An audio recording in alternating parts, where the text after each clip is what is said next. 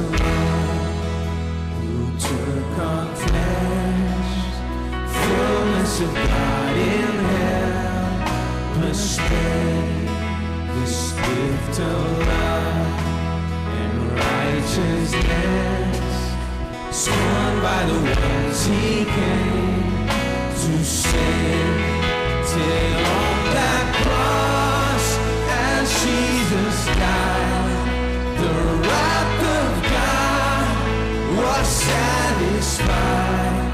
For every sin on him was laid, sharing the death of Christ I lay.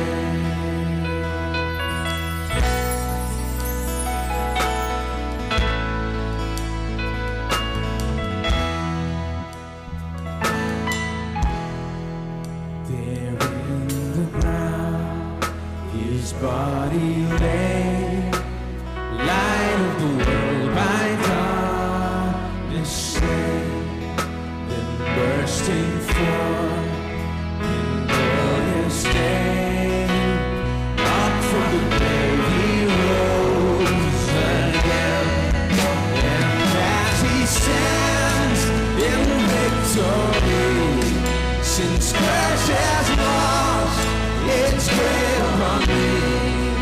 For I am his, and he is mine, bought with the precious blood of Christ.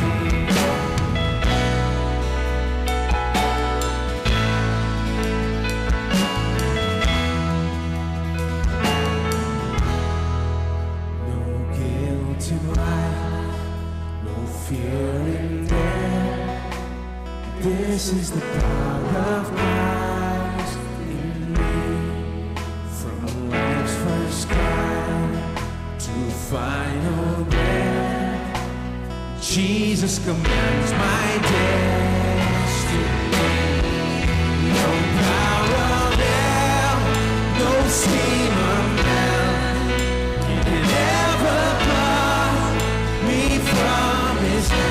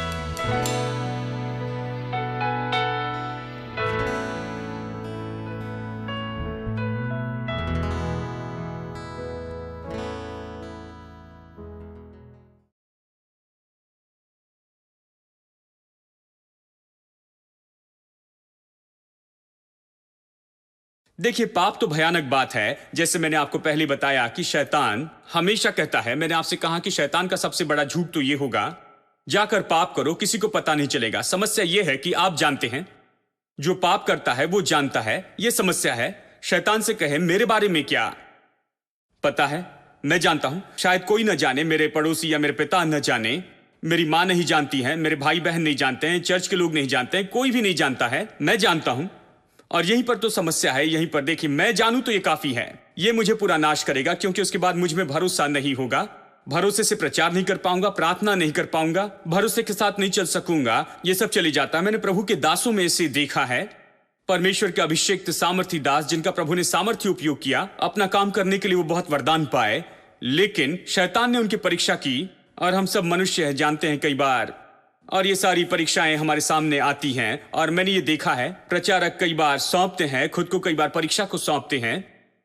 एक बार खुद को परीक्षा को सौंपे, हाँ वो अभिषेक्त हैं, वो वरदान पाए हैं, वो अभी भी योग्य हैं, वो तो अच्छे से ट्रेन हुए हैं, जो कुछ भी कर सकते हैं उसके लिए योग्य हैं, लेकिन ऐसे दिखता है कि वो नहीं कर सकते हैं, क्योंकि एक बार जब वो उसमें प्रवेश करते हैं, एक बार जब वो खुद को पाप को सौंपते हैं, उनमें भरोसे की कमी होती है। वो लोगों के सामने खड़े नहीं रह सकते, चाहे परमेश्वर माफ कर दे और लोग भी उनको माफ कर दे, उनका दिल उन्हें दोषी ठहराता है। यह सबसे मुश्किल होता है कि खुद से निपटे, ये तो मुश्किल होता है और इसलिए पाप करना योग्य नहीं। हम सभी लोग जानते हैं, मैं केवल प्रचारक के बारे में नहीं कहता हूं। देखिए, बहुत से लोग, हम में से बहुत से लोग, देखिए हमारे पास अच्छा घर है, अच्छा परिवार है, पाप करना योग्य नहीं है, क्योंकि एक बार पाप करे तो कुछ तो भी होता है आपके भीतर में, यह आपको नाश कर देता है। इसके बारे में यही तो भयानक बात है, और शैतान इसके बारे में झूठ कहता है, नहीं कुछ भी नहीं होगा। हाँ, लेकिन ये सच नहीं। देखिए, यहां पर कुछ भयानक बात हुई है, इसलिए पाप करना योग्य नहीं है, क्योंकि आपका परिवार है, आपका सम्मान आपने बनाया है, आपने व्यापार बनाया है, अपने बारे में आपने सब कुछ बनाया है। आप क्यों सब कुछ नीचे गिराकर सब कुछ बस 1 मिनट में तोड़ना चाहते हैं, और जबकि आप उसके टुकड़ों को पूरे जीवन भर एक साथ इकट्ठा नहीं कर पाते हैं। और ये तो बहुत मुश्किल होता है, और ये बहुत बड़ी ऐसी क्रिया है। हाँ, प्रभु की मदद से हम इसे कर सकते हैं, लेकिन देखिए, ये तो निश्चय कोई सामान्य बात नहीं दोस्तों। ये तो ऐसा है जिसके साथ आपको काफी समय तक निपटना होगा कि ये सब कुछ ठीक हो, और इसलिए पाप करना तो सच में योग्य नहीं है। परमेश्वर की सारी आशीषों का जो हम आनंद उठाते हैं, परमेश्वर की सारी भलाई का हम आनंद उठाते हैं। जरा सोचिए, आप इस छोटे पाप में चले जाते हैं, यहां और वहां, ये सब कुछ बर्बाद कर देगा। सबसे पहले, चाहे कोई भी इसे न जाने, ये सब खत्म करेगा प्रभु के सामने हमारा भरोसा खत्म करने से, प्रभु के साथ हमारा चलना, हमारा विश्वास। देखिए, ये सब कुछ जो है पूरा खत्म हो जाएगा। और शैतान यही तो यीशु के साथ में करना चाहता था, रोकना चाहता था। उसे कैसे रोके? कि कोशिश करे कि उसे परमेश्वर की इच्छा के विरुद्ध में काम करने लगाए। पत्थर को रोटी बना, या फिर भवन के ऊपर से कूद जा, या मुझे दंडवत कर, कुछ भी कर दे, कुछ ऐसा कर जो परमेश्वर के विरुद्ध में हो, जो परमेश्वर की इच्छा में नहीं है, उसकी योजना में नहीं है। परमेश्वर ने उसे ये करने के लिए नहीं कहा, लेकिन इसे करो। यदि बस यीशु से जैसे तैसे इसे करवा दें, उसके बाद में वो वही उसी उत्साह और भरोसे के साथ नहीं चल सकेगा। इसीलिए वो परीक्षा करता था। अब यहाँ ये इस तरह से कहता है, पवित्र आत्मा से भरकर, यीशु पवित्र आत्मा से भरकर यरदन से लौटा, यहाँ पानी से बपतिस्मा लिया था और पवित्र आत्मा उस पर आया था, और आत्मा के सिखाने से जंगल में फिरते रहा। ये बहुत महत्वपूर्ण है, अद्भुत है। वो आत्मा की अगुवाई में जंगल में गया, परमेश्वर का आत्मा उसे जंगल में लेकर जाता है। हमें ये नहीं सोचना है कि जैसे हम प्रार्थना करते हैं हमें परीक्षा में न ला, लेकिन देखो यहाँ पर आत्मा उसे जंगल में लेकर जाता है। यहाँ आपको समझना है, यीशु दूसरे आदम के रूप में आया। आपको याद है, पहला आदम मनुष्य जाति का प्रतिनिधि था। जब वो चूक गया, उसकी असफलता पूरी मनुष्य जाति की असफलता हो गई, क्योंकि वो तो प्रतिनिधि पुरुष था। यीशु को दूसरा आदम या अंतिम आदम कहा गया है। वो भी मनुष्य जाति का प्रतिनिधि है। उसकी विजय सारी मनुष्य जाति के लिए उपयोग होती है। वो भी प्रतिनिधि पुरुष है। वो तो नए वंश का मुखिया है, नई सृष्टि का। वैसे ही आया। अब जैसे आदम आया था और अदन की वाटिका में आदम की शैतान ने परीक्षा की और आदम उसमें हार गया और आदम हव्वा दोनों ने खुद को सौंप दिया। अब यीशु की परीक्षा होनी थी, यह अकाउंट सेटल होना था। वहां पर तो सामना करना था आदम हव्वा को शैतान से, और ये लोग शैतान के विरुद्ध में हार गए। अब एक और मनुष्य आया कि यहां पर वो शैतान के सिंहासन को वापस प्राप्त करे। एक और मनुष्य आया है प्रतिनिधि पुरुष के रूप में, कि जो मनुष्य ने खोया था उसे वापस पा ले। ये बहुत महत्वपूर्ण बात थी, इसे होना ही था, ये तो होना ही था। और ये तो ऐसा मिशन था जो यीशु को पूरा करना था, इसलिए वो आया था। तो अब पवित्र आत्मा उसके ऊपर में आया था और पवित्र आत्मा उसकी अब अगुवाई करता है, उसे जंगल में लेकर जाता है कि वो अपने जीवन में इस मिशन को पूरा करें, ये लक्ष्य कि शैतान के साथ निपटे। लेकिन आदम के जैसे हारे नहीं और उस परीक्षा में डट के खड़े रहें और शैतान के विरुद्ध में जीते। पूरी मनुष्य जाति के लिए इसे करे कि शैतान जान ले कि अब के बाद उसका राज्य खत्म हुआ, कोई और आया है, एक उद्धारक आया है और वो पूरी मनुष्य जाति का उद्धारक होगा, मनुष्य को छुड़ाएगा। और इसलिए वो आया और इसलिए पवित्र आत्मा उसे जंगल में लेकर जाता है। एक बहुत बड़ा काम था, प्रतिनिधि होने के नाते उसे ये करना था। तो पवित्र आत्मा उसे जंगल में लेकर जाता है। फिर ये कहता है कि 40 दिन तक शैतान ने उसकी परीक्षा की और इन दिनों में उसने कुछ भी नहीं खाया। और जब ये पूरा हुआ, यानी जब ये 40 दिन पूरे हो गए, उसे भूख लगी और शैतान ने उससे कहा, यदि तू परमेश्वर का पुत्र है तो इस पत्थर से कह कि रोटी बन जाए। तो 40 दिन उसने कुछ नहीं खाया, इसलिए भूख लगी, बहुत भूख लगी होगी। और बिल्कुल ऐसी समय शैतान आता और कहता है कि इन पत्थरों को रोटी बना, आज्ञा दे कि ये पत्थर रोटी बन जाए। और यही तो परीक्षा है। अब इसका क्या संबंध है ये 40 दिन नहीं खाने के बीच में और परीक्षा में? मैं सोचता हूं एक संबंध है। पवित्र आत्मा जो उसे जंगल में लेकर गया, वो उसे ऐसे समय में लेकर गया जहां पर वो भोजन नहीं करेगा, उपवास करेगा। 40 दिन से उसने कुछ भी नहीं खाया था और 40 दिन के बाद उसे बहुत भूख लगी और वहीं पर सबसे बड़ी परीक्षा होती है। अब ये सब तो पूरी बात का भाग है और इसे सब एक साथ जोड़ना चाहिए, क्योंकि यहां पर यह नहीं कह सकते कि कोई संबंध नहीं खाने में और इस परीक्षा में। पवित्र आत्मा क्या कर रहा है? पवित्र आत्मा उसे जंगल में लेकर जाता है और 40 दिनों तक अब उसने खाया नहीं था, यानी शरीर को किसी भी भोजन देने से इनकार किया। अब इसमें और परीक्षा पर जय पाने में क्या संबंध है, मैं आपको बताता हूं। हमारे व्यक्तित्व में सबसे कमजोर कड़ी कौन सी है? हम आत्मा, प्राण और शरीर है, ठीक है? हमारे पूरे व्यक्तित्व में सबसे कमजोर क्या है? शरीर तो सबसे कमजोर है। हमारी आत्मा तो नई सृष्टि बनाई गई है। हमारा मन तो प्रतिदिन नया होते जाता है, ठीक है, प्रभु के वचन से। और हमारा शरीर नया नहीं है, ये तो नया हो जाएगा जब यीशु आएगा, तो हमारा शरीर बदलकर बिल्कुल नया शरीर हो जाएगा। तो शरीर तो बस वही पुराना शरीर है। इससे मेरा मतलब ये है, वो शरीर जो पाप में गिरा, आदम का शरीर, और ये तो वो पाप में गिरने के बाद था, यानी शरीर तो अभी उसी दशा में था। गिरा हुआ शरीर, ये तो पाप का शरीर था। इस शरीर का कुछ भी नहीं हुआ था, ये वही शरीर था, इसमें वही गिरा हुआ स्वभाव था। ये तो गिरा हुआ शरीर था और इसलिए इस शरीर में आप जानते हैं बहुत सी कमजोरियां थी और ये सब। इस शरीर में मृत्यु थी, क्योंकि ये तो इस पतन की दशा में है। एक दिन ये अविनाशी देह हो जाएगी जो कभी नहीं मर सकती है। वो तो महिमा में देह होगी कि ये पतन का स्वभाव चला जाएगा और ये वापस अपनी पहली महिमा प्राप्त करेगी, ठीक है?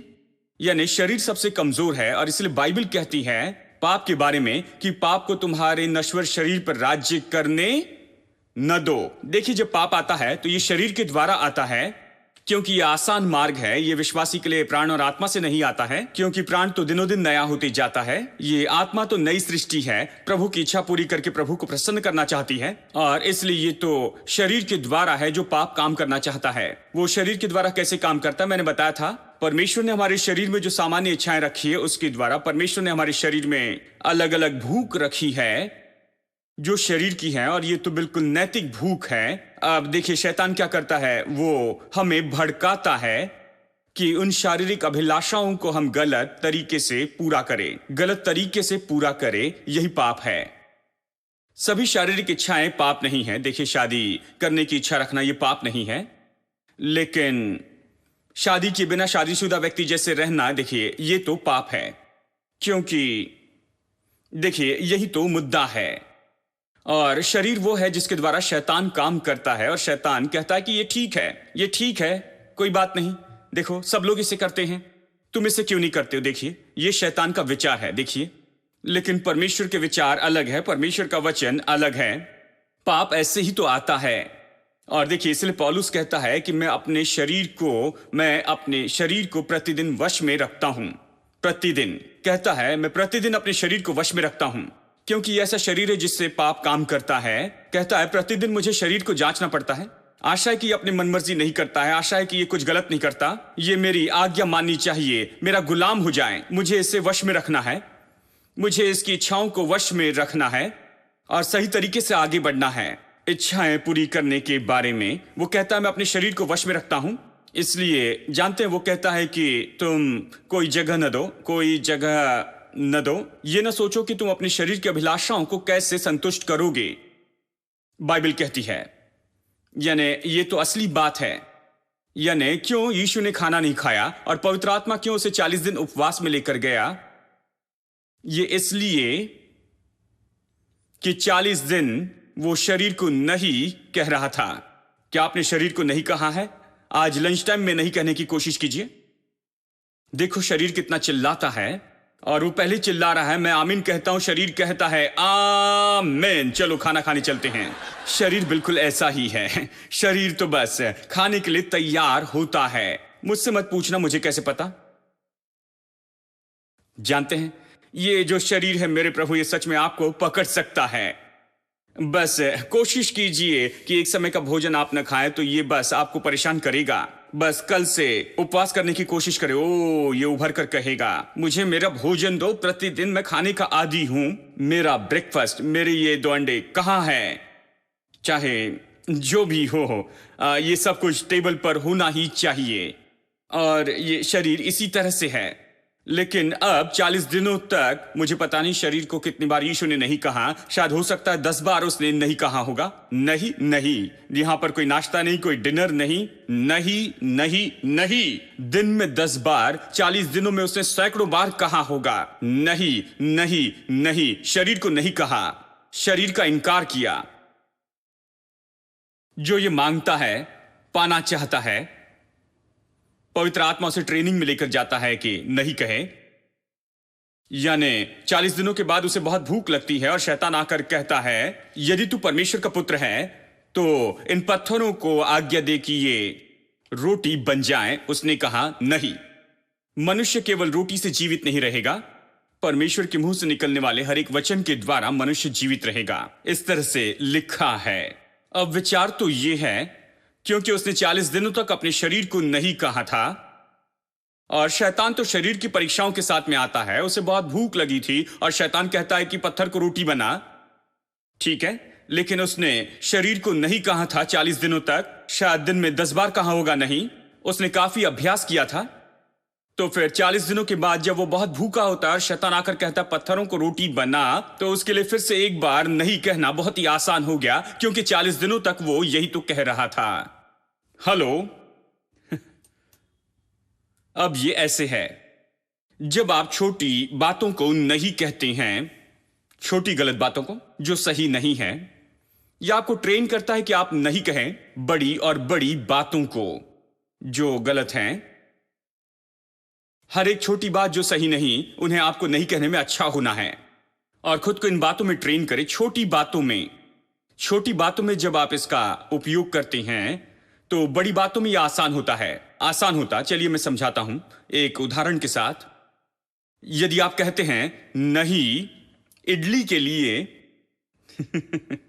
यह तो बहुत से लोगों के लिए बड़ी मुश्किल की बात है। 3 इडली खाने के बाद में शरीर को और चाहिए, मुझे चौथी भी चाहिए। 40 साल तक मैं 4 और 5 इडली खाते रहा हूं। अब 40 साल का हो गया तो डॉक्टर मुझसे कह रहे हैं कि केवल 3 ही खाना। कैसे अचानक ये सब कुछ बदल सकते हैं? मुझे अभी भी 5 चाहिए। शरीर तो यहां गिनती करता है, वो मीटर पर है, वो जानता है उसने 3 ही खाए हैं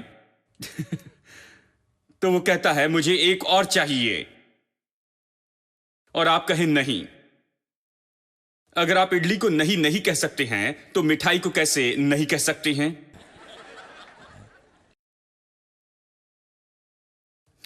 हेलो।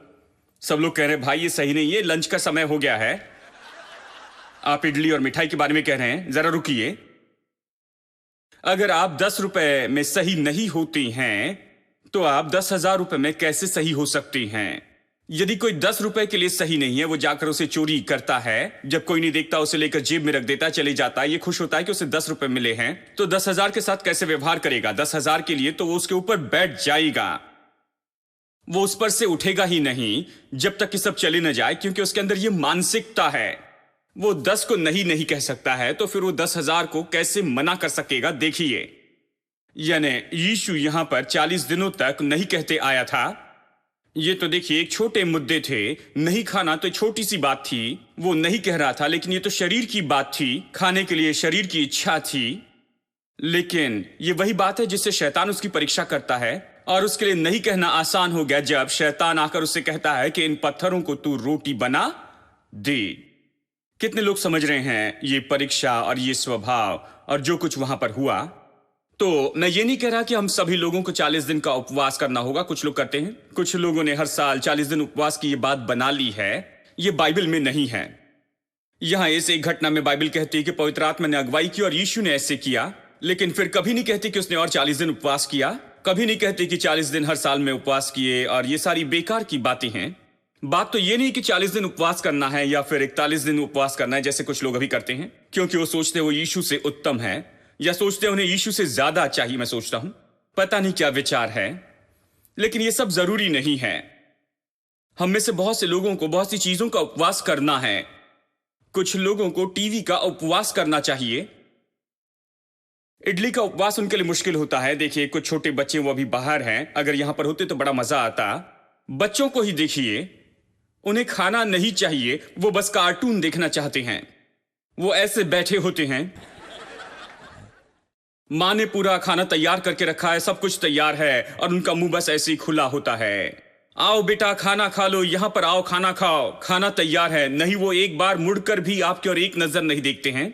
और वो सब कुछ जो तैयार किया, उनके खाने के लिए तैयार किया, वो तो उसमें दिलचस्पी नहीं लेते हैं। तो फिर बच्चे के लिए माँ प्लेट में उसे रखती है और पास में आती है और इस तरह से खाना खिलाती है, क्योंकि वो टीवी देख रहा है।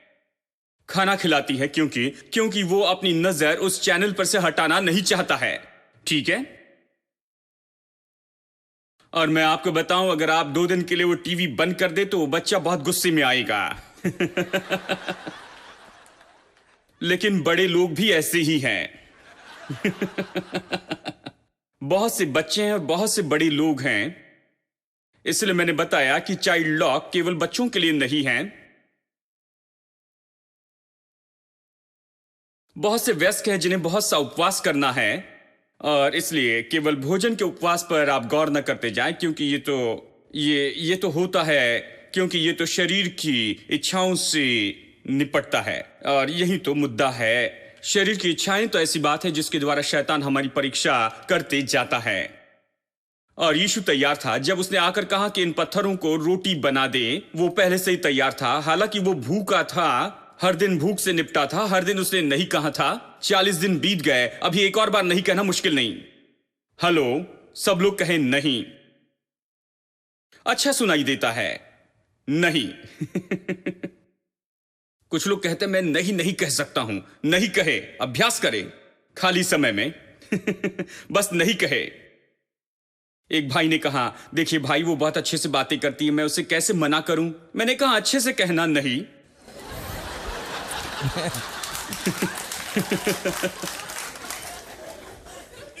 आप नहीं कह सकते हैं, यही तो बात है, आपको इसे कहना ही होगा। और देखिए यहां पर यीशु क्या कहता है। यीशु ने उसे उत्तर दिया, लिखा है मनुष्य केवल रोटी से जीवित नहीं रहेगा, लेकिन परमेश्वर के मुंह से निकलने वाले वचन के द्वारा। सब लोग कहें ये लिखा है, ये लिखा है, ये लिखा है। ये वचन बहुत महत्वपूर्ण है। अगर आपके पास बाइबल है तो स्टार बनाएं या घेरा बनाएं या कुछ रेखांकित करें। ये लिखा है, लिखा है। अब जो कुछ भी लिखा है ये इतना सामर्थी है कि कोई भी शैतान उसके विरुद्ध में खड़े नहीं रह सकता। अगर आप जानते हैं कि वचन में क्या लिखा है और वचन क्या कहता है, अगर आप उस पर डटकर खड़े रहते हैं तो सारा स्वर्ग जो है आपकी मदद के लिए वहां पर होगा और कोई शैतान उस पर विजयी नहीं हो सकता है। ये लिखा है। देखिए, लेकिन जब ये बात आती है कि ये लिखा है, जब शैतान आता है तब वो बाइबल ढूंढते रहते हैं और बताना वो बाइबल कहां पर रखी है। देखो जो परदादा ने दी थी, याद है, देखो कहीं ना कहीं पड़ी होगी। और जब तक कि आप उसे ढूंढते हैं, उसकी धूल झाड़ते हैं, उसे खोलते हैं, पता नहीं कहां पर जाए, बाईं ओर या दाहिनी ओर। कौन सा वचन देखे, क्योंकि आपने कभी नहीं पढ़ा था। और उस समय तक, जब तक कि आप ढूंढ रहे हैं, शैतान आपको ऊपर नीचे मारते चले जाएगा, कई बार मारते रहेगा, जानते हैं। क्योंकि वो तो उसके लिए तो मजे का दिन है, क्योंकि उसे ऐसा मनुष्य मिल गया है जो ये नहीं जानता है कि क्या लिखा है। अब देखिए, यीशु ने ये नहीं कहा कि ये लिखा है बस परीक्षा आने के पहले 2 दिन पहले उसने बहुत सी बाइबल पढ़ ली थी। यीशु इसे पूरी तरह से जानता था। आपको याद है 12 साल की उम्र में यीशु वहां पर भवन में बैठा हुआ, वहां पर व्यवस्था के विद्वानों से पूछ रहा था बाइबल में लिखी हुई कुछ बातों के बारे में कि इसका क्या मतलब है। विवरण दे रहा था, सवाल पूछ रहा था, वो दिलचस्पी ले रहा था कि क्या लिखा है। परमेश्वर के वचन में बहुत ज्यादा दिलचस्पी ले रहा था, बहुत ही कम उम्र से। और फिर जबकि वो 30 साल का हुआ और फिर उसने जाकर पानी में बपतिस्मा लिया, पवित्र आत्मा उसके ऊपर में आया और उसके बाद में शैतान ने आकर परीक्षा की। उस समय वो तो वचन से इतना भर गया था कि जब शैतान ने आकर कहा कि इन पत्थरों को रोटी बना, तो उसने कहा ये लिखा है कि मनुष्य केवल रोटी से जीवित नहीं रहेगा लेकिन परमेश्वर के वचन से जीवित रहेगा। ये उसमें से बाहर आया क्योंकि हर समय वो इसी से भरा था। Strength will rise as we wait upon the Lord. I want you to just repeat after me with our singers. Strength will rise as we wait upon the Lord. Strength will rise as we wait upon the Lord. Strength will rise as we wait upon the Lord. Strength will rise as we wait upon the Lord. Strength will rise as we wait upon the Lord. Everybody, Strength will rise as we wait upon if you the believe it, Lord. sing it. Strength will rise as we wait upon the Lord. Strength will rise as we wait upon the Lord. Strength will rise as we wait upon the Lord. Strength will rise as we wait upon the Lord. Our God, you reign forever. Our hope, our strong deliverer. You are the everlasting God, the everlasting God. You do not faint, you won't grow weary.